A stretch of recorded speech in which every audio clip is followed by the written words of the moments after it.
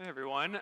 If you don't know me yet, my name is Mark Elsdon. I am the executive director here at Press House, and I'm also married to Pastor Erica. And I was on the Nicaragua trip, had the privilege of going there, and we have a special opportunity today to hear from folks who went on that trip about some of our experiences, some of what we saw, and to try to share some of that with you because this is an effort of the whole collective Press House community. So I want to start by talking a little bit about how did this group of folks from Press House end up spending a week touring Nicaragua in January, learning about history, politics, culture, people, and microfinance. Well, we took an American Airlines flight from Madison to Miami, Miami to Managua, but actually, really, how did we get to this point of this trip? And because I am a dad and my daughter's on this trip, I can get away with a dad joke there, so sorry about that. So the roots of this trip actually go back 60 years, believe it or not. 60 years are the roots of this trip. In 1965, the National Partners for the Americas assigned sister states to create a mutual partnership and sharing between various locations in the Americas.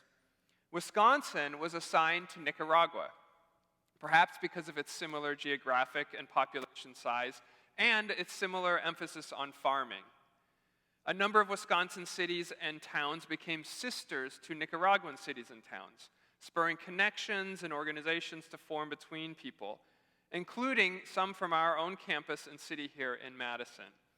Believe it or not, in parts of Nicaragua during that time, you would very likely have come across someone wearing a Milwaukee Brewers cap. The Wisconsin Coordinating Committee on Nicaragua, WCCN, was formed out of this movement. The Revolutionary War in Nicaragua between the Contras and Sandinistas in 1979 was devastating and left many Nicaraguans in dire economic straits. When the war eventually ended, WCCN and other people in Wisconsin asked their friends in Nicaragua what kinds of support Wisconsinites could provide to Nicaraguans as they set about to rebuild their lives. Nicaraguans asked for access to working capital, financial loans, so they could start small businesses and move out of deep poverty. WCCN transitioned into a microfinance loan fund and was renamed Working Capital for Community Needs. Church folks and others in Madison raised money to lend to people in Nicaragua so they could bypass traditional banks that would not lend money to the working poor. It is this organization, WCCN, that Press House partnered with on our Break with a Purpose trip. So Jack's going to talk in a minute about some of the details of microfinance, but I want to share a little more about this connection between Press House and WCCN. In the 35 years since WCCN started the Microfinance Loan Fund, it has grown, and it now provides working capital in 8 countries in Latin America. About 250 people and organizations in the United States invest money in the WCCN fund, which is now about $15 million in size. Erica and I have invested some of our own money in this fund, and last summer, Press House moved about 12% of our investment portfolio here, about $300,000, into the WCCN fund. WCCN then lends that money to 20 microfinance institutions that are locally led in each of the 8 countries where they work. These local organizations exist to provide financial services to people who would otherwise have little to no access to working capital. 2/3 of the end borrowers are women, and about 2/3 live in rural areas, which have even less access to traditional banking than urban residents. These end borrowers pay back loans with interest, which covers the costs of providing the loan and staffing the microfinance institution, dealing with inflation, and so on. Eventually, the money flows all the way back to the United States, and the investors here receive a small financial return and their original investment back, although repayment to investors is actually never guaranteed in this situation.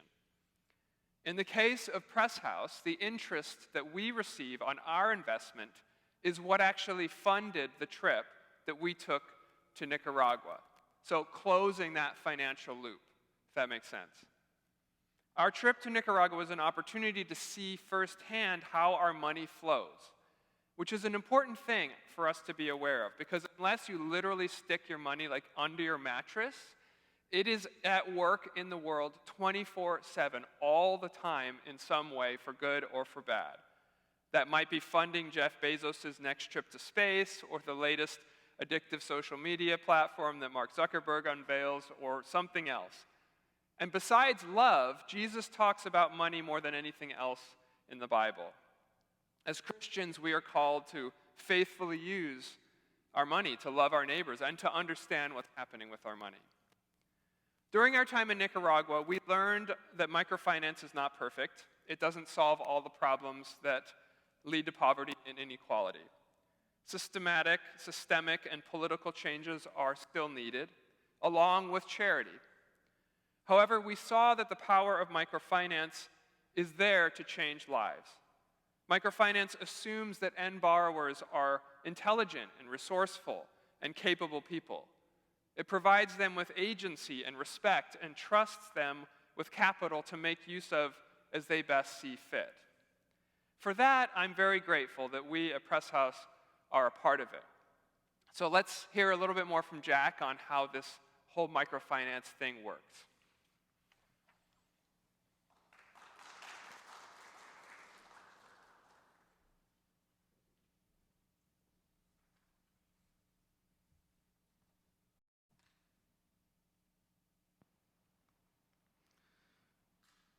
For those of you that don't know me, my name is Jack, and I was also on the trip to Nicaragua over winter break. So as Mark stated, the main focus of our trip down to Nicaragua was to learn about the effects of microfinance on poor communities. The basic idea of microfinance is to connect those living near the poverty line to financial services like credit, savings, and insurance. It's about providing the poor access. The most common form of microfinance service is microcredit. Microcredit essentially provides loans to poor entrepreneurs that traditional lenders refuse to do business with. There are several reasons why traditional lenders do not provide credit, aka loans, to poor entrepreneurs. The first reason is that the loans are relatively small. The amount of labor necessary to finance a $100,000 loan is roughly the same as financing a $1,000 loan. That labor needs to be compensated, and the returns from a small loan may not be enough to compensate that labor. The second reason why traditional lenders do not provide loans to poor entrepreneurs is limited collateral. If a business owner fails to make their loan payments, a bank can use the value of the business's inventory and land to pay off the loan. In this example, the business's inventory and land are collateral. Plenty of poor entrepreneurs don't have access to significant collateral, so traditional lenders take on a lot more risk when lending to them. The third is that a lot of poor entrepreneurs are farmers. The issue with the farming industry is not only are they vulnerable to macroeconomic shocks like recessions, but also to weather.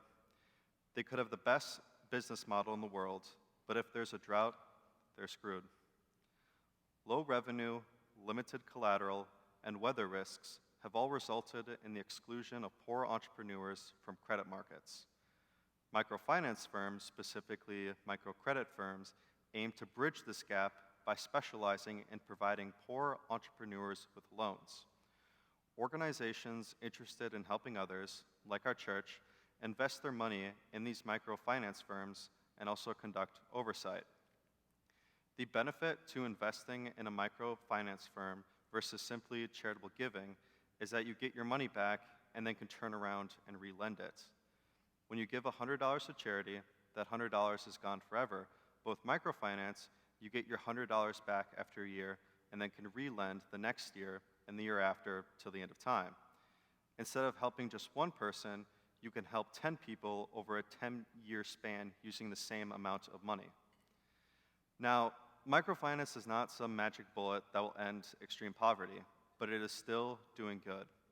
At the same time, there is still a need for charity and a need for systemic change. Microfinance is just one tool in our arsenal to end global extreme poverty. On our trip, we got to visit 2 microfinance firms and then meet 2 end borrowers. We got to see the very real impact that microfinance had on these people's lives. We met a farmer who, through microfinance, was able to make his farm profitable enough to buy a truck, improve his home, and give loans to his family members. We also got to talk to a firm that almost exclusively gives loans to women and empowers them to start and grow their own businesses. All of those changes were thanks to microfinance and the money our church has invested. Personally, I've often thought about what loving my neighbor actually looks like in practice. Microfinance offers one way in which I can love my neighbor. It's part of what is called impact investing, which Mark touched on, where investors invest in funds that have a lower rate of return, but that money is used to support firms that have a strong positive impact on society. Through microfinance and impact investing, we and the church are able to invest in a largely ethical and socially beneficial way, as we saw on our trip to Nicaragua. Thank you.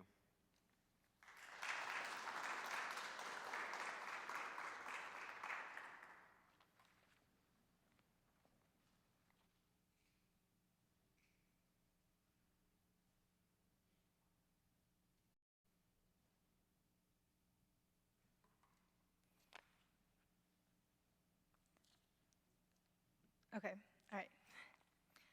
Public health, like Christianity, makes good use of allegory.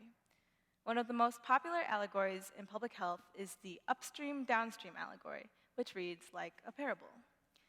The upstream-downstream allegory describes a woman fishing on a riverbank. The woman sees a man being washed downstream, so she rescues him. Then she sees another person struggling in the current, and then another, and another. She spends all day rescuing these people from the river. Eventually, this exhausted woman decides to go upstream to see what could possibly cause so many people to fall in. There, she finds a cliff with no protective barriers to prevent people from going over the edge and straight into the river. There, she comes to the conclusion that it's much easier to create a solution upstream, at the cliff, than to rescue people downstream. If you want to work in public health, like me, creating upstream solutions is a big part of the job description. And solutions were a big thing that we wrestled with together on this trip. What kind of solutions are being put in place in Nicaragua? What things work, what things don't, what things could work? What kind of solutions is Press House supporting? What solution does our money support? And what kind of solutions should we support going forward?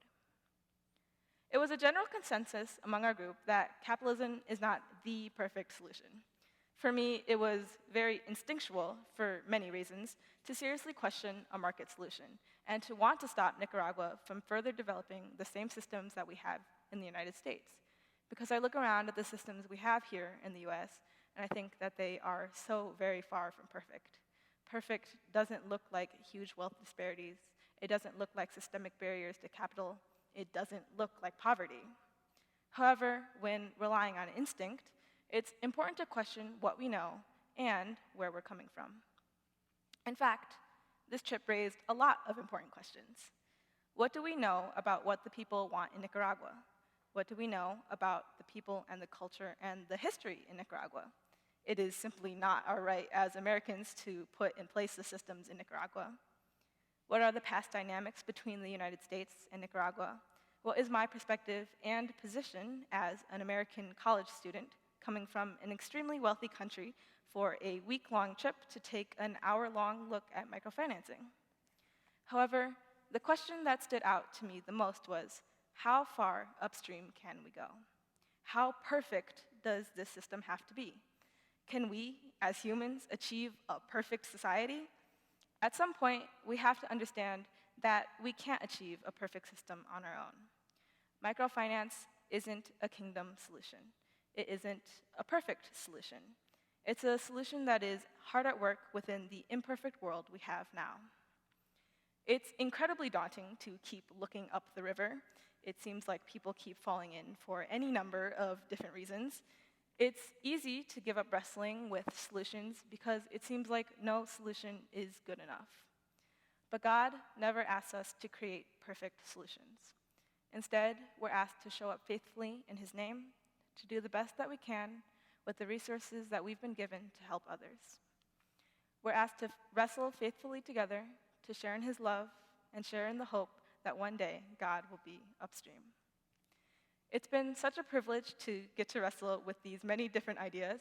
It's been so valuable to hear everything from the cynical to the confident, from so many people who are looking for so many different ways that they can make the world a better place. It's also been such a privilege to be able to visit Nicaragua, to see people who have put aside perfection, and despite the difficult and complex systems they're operating within, worked hard to put in place solutions to make the world better.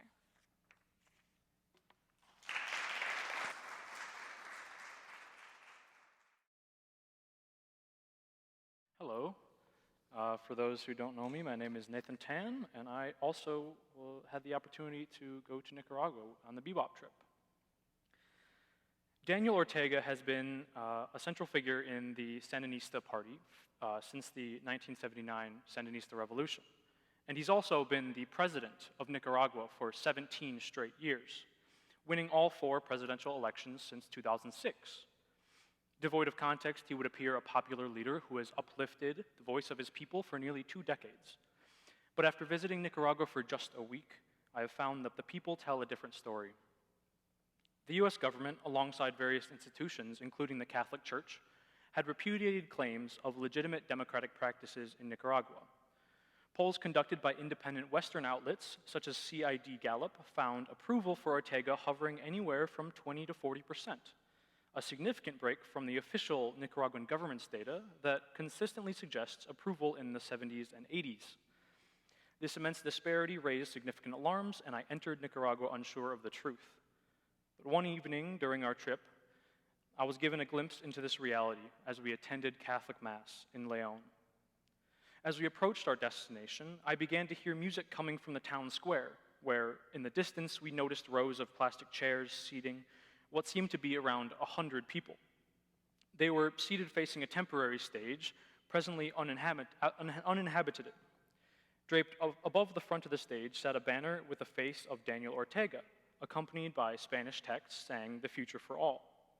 Unbeknownst to us, a pro-Sandinista rally was beginning soon in León that evening. The event seemingly hadn't begun, but by the time we had left church, the celebration was in full swing. We exited the church to an impassioned voice projecting from the speakers. On stage, a woman spoke, seemingly representative of the ruling Sandinista party, proclaiming the victories of the Sandinista Revolution and the benevolent rule of Daniel Ortega. Following the speech, various sets of traditional Spanish dancers performed with bright-colored dresses choreographed to popular songs from the revolutionary days. Flags inscribed with the Sandinista FSLN waved amongst the crowd. By sunset, the area had filled with more people who lined the sea of chairs in a communal celebration. One thing was off, however. After each of the performances, the applause was minimal, only garnering momentum following the final remark from the speaker. Otherwise, it was pretty silent. I initially chalked this up to some cultural difference, but the following conversation with our fellow Nicaraguans proved otherwise. At dinner following the Ortega rally, they told us their perception of the event, that a majority of attendees at the rally were coerced to attend, threatened by the prospect of losing their government jobs upon failing to show. It was clear that the support for Ortega was not fully genuine.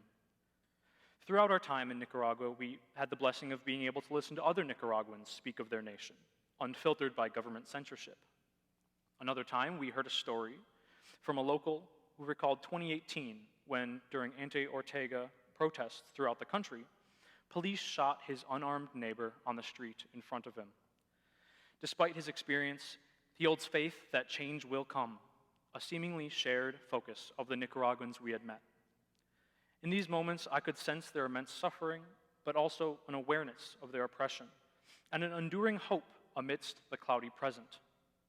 Even in oppressive conditions, Nicaraguans continue to live their lives hoping for a brighter future, while keeping the liberatory flame alive through personal dialogue and organized protest resistance. Dictators can shape the narrative, they can rig the elections and falsify the data, but the truth expressed in lived experience shines through. As Christians, let us use our platforms to amplify the voices of those whose stories are often silenced or manipulated. Let us be advocates for truth, justice, and human dignity, recognizing that genuine change begins with acknowledging the lived experiences of the marginalized. May we be inspired by the resilience and hope of the Nicaraguan people and stand in solidarity with all who seek liberation. Thank you.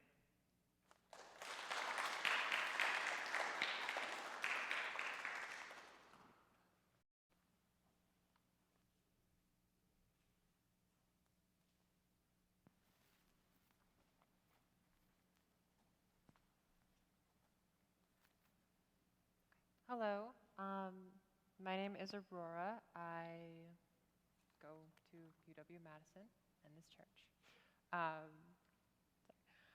So when I first signed up for Break with a Purpose, I knew next to nothing about Nicaragua. In fact, when I first signed up, we weren't even planning to go to Nicaragua at all. Political tensions in Guatemala changed our destination and all our plans and gave us the opportunity to travel to Nicaragua instead. Opportunity is one of the things I've been thinking most about following our trip.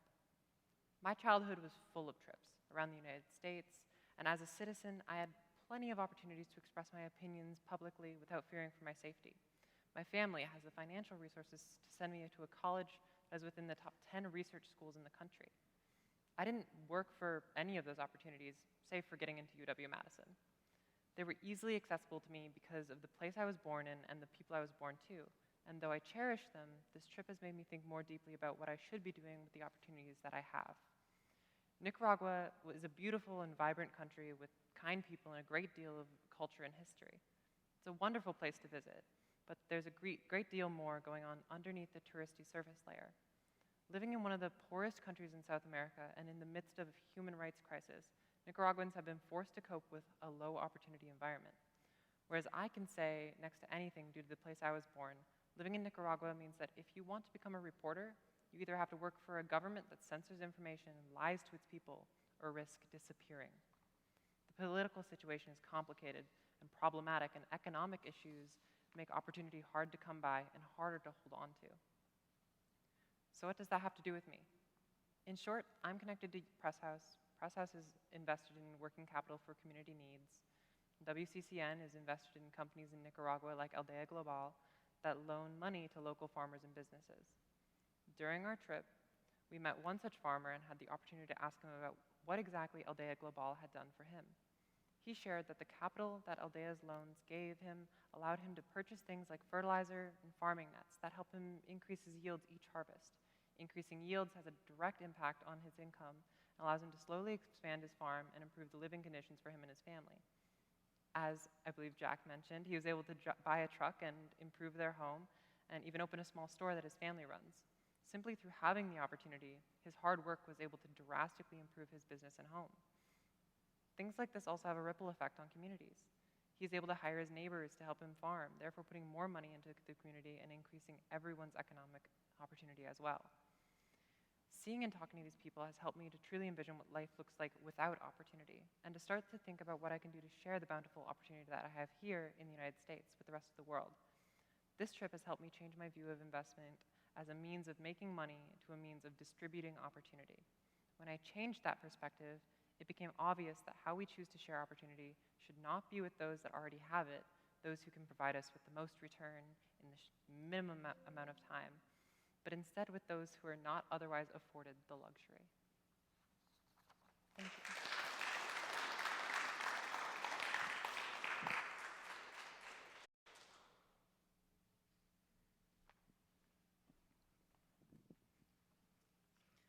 Hi everyone, for those who don't know me, I'm Allison, and like the other speakers, I was also on the Nicaragua trip. In Nicaragua, there are societal, political, and economic challenges which stifle many people's hopes for self-sufficiency and opportunity to improve their lives. On this trip, we experienced how local organizations like Pro Mujer assist Nicaraguans in bettering their lives and increasing their financial and mental space to dream.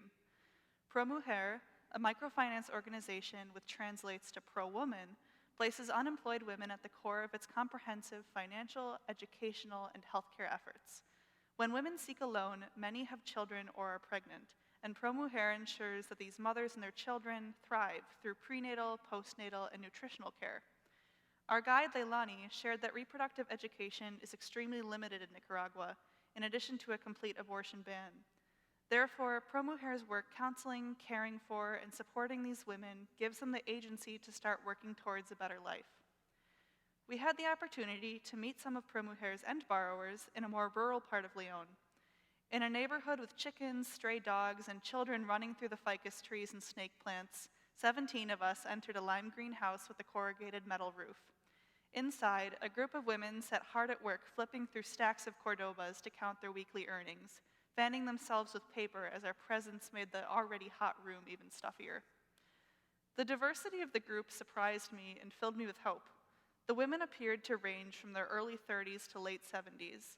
One bounced her 2-year-old daughter on her knee and let her wander around the community of women as we talked. She was very eager to greet us, hugging one of our legs and proudly calling out pollo at the wandering chickens across the street.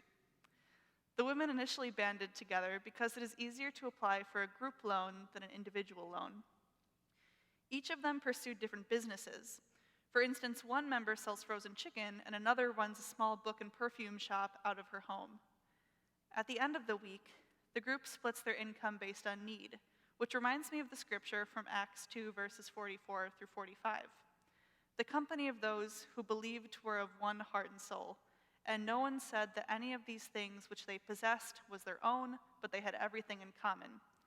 The passage continues to share the power present in their community and the, quote, great grace upon them all, end quote. To me, these women and borrowers believed in a better collective future as the disciples believed in Jesus. While meeting with them, I heard how the powerful grace unfolded when one older, partially blind member shared that ProMujer provided independence from abusive husbands who restricted their wives' personal and financial agency. Another in the corner half-jokingly added, "See, no more cheating men." This passage from Acts can sound a bit Pollyanna in the face of the Nicaraguan dictatorship and the immense economic challenges many are facing in the country. Despite this, our conversations with people in Nicaragua only solidified my conviction that grace has immense power, especially when enacted in solidarity found through community. Extending one's financial and personal gifts to one's community gives this grace power. So, the question for our Press House community is, what can we do, and what will we do? Grace Lee Boggs, one of my favorite American social activists, wrote in her autobiography that, quote, "We can begin by doing small things at the local level. That is how change takes place in living systems, not from above, but from within, from many local actions occurring simultaneously," end quote. Now, for us, it's our turn to reflect on how we can support local actions seeking positive change, both in Nicaragua and in our own local communities. Amen.